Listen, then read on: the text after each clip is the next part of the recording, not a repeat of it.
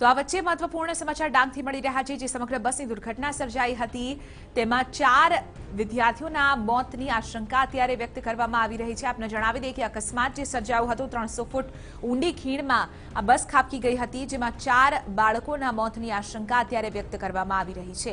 આપને જણાવી દઈએ કે 50થી વધુ જેટલા વિદ્યાર્થીઓ અહીં ઈજાગ્રસ્ત થયા હતા, જેમાંથી 2ની હાલત પહેલેથી જ ગંભીર હતી।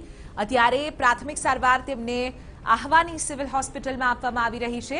આપને જણાવી દઈએ કે ડાંગના મહાલ બરડીપાડા માર્ગ ઉપર વિદ્યાર્થીઓથી ભરેલી બસ જે હતી તે ખીણમાં ખાબકી હતી। અત્યારે અંધારું થઈ ચૂક્યું છે, એટલે જે રેસ્ક્યુ ઓપરેશન છે તેમાં ક્યાંક ને ક્યાંક રૂકાવટ આવી રહી છે, પરંતુ જે બાળકો છે જેઓ બહાર નીકળી ચૂક્યા છે તેમને અત્યારે સારવાર આપવામાં આવી રહી છે। 4 બાળકોના મોતની આશંકા અત્યારે સેવામાં આવી રહી છે। મહત્વની વાત છે કે અત્યારે આહવા સિવિલ હોસ્પિટલમાં તેમને સારવાર અર્થે ખસેડવામાં આવ્યા છે અને ત્યારબાદ તેમને સુરતની સિવિલ હોસ્પિટલમાં રેફર કરવામાં આવ્યા છે।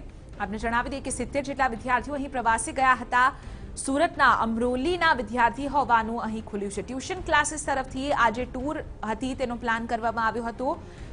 જે તસવીર આપ જોઈ શકો છો, કેટલો કાટમાળ પણ અહીં જોવા મળી રહ્યો છે। તો સાથે જ જે બાળકો છે તેમને અત્યારે સારવાર આપવામાં આવી રહી છે। આજ મુદ્દે વધુ જાણકારી મેળવીશું TV9ના સંવાદદાતા દેવેન ચિત્તે પાસેથી। દેવેન, અત્યારે 4 લોકોના મોતની આશંકા સેવામાં આવી રહી છે, કોઈ પણ સ્પષ્ટીકરણ અહીં પ્રશાસન તરફથી આ સમગ્ર મામલે થયું છે ખરું? અત્યારે જે અમારી ડાંગ કલેક્ટર સાથે વાત થઈ છે તે પ્રમાણે એમણે જે વાત કરી છે કે 4 બાળકોના મોત થયા હોવાની જે વાત છે તે અત્યારે સામે આવી રહી છે। જે પ્રકારે આ ઘટના બની છે તે ખૂબ જ ગંભીર છે અને જે બસ હતી તે બસ સાપુતારા પ્રવાસે નીકળી હતી।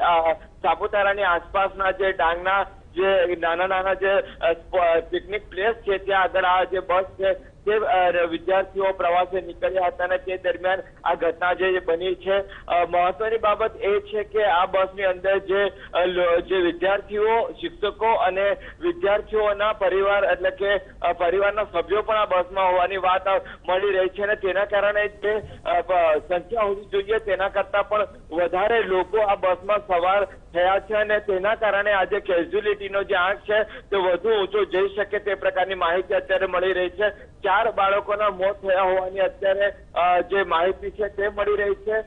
જે બસ અત્યારે ખીણમાં ખાબકી છે તેમાં પણ જે રેસ્ક્યુ ઓપરેશન છે તે શરૂ કરવામાં આવ્યું છે। વલસાડ, નવસારી, તાપી, સોંગઢ આજે તમામ જે રેસ્ક્યુની ટીમ છે, જે ફાયરની ટીમ છે તે અત્યારે ત્યાં પહોંચી છે। જે પ્રમાણે બસને ક્ષતિ થઈ છે તે પ્રમાણે બસના જે પતરા છે, જે ધાતુનો ભાગ છે તે કાપીને વિદ્યાર્થીઓને જે ઇજાગ્રસ્ત તેમને બહાર કાઢવામાં આવી રહ્યા છે। મહદઅંશે તમામ જે બાળકો છે તેમને અત્યારે આહવાની જે રેફરલ હોસ્પિટલ છે ત્યાં આગળ સારવાર આપવામાં આવી રહી છે, તેમજ કેટલાક ગંભીર જે 3 થી 4 વિદ્યાર્થીઓ છે તેમને વ્યારા રેફરલ હોસ્પિટલમાં પણ લાવવામાં લઈ જવામાં આવી રહ્યા છે, તેમજ અમુક જે વિદ્યાર્થીઓ ઇજાગ્રસ્ત છે તેમને અત્યારે સુરતમાં પણ લાવી શકાય એવી શક્યતાઓ અત્યારે વર્તાઈ રહી છે। બિલકુલ, આભાર દેવેન સમગ્ર મામલે જાણકારી આપવા બદલ।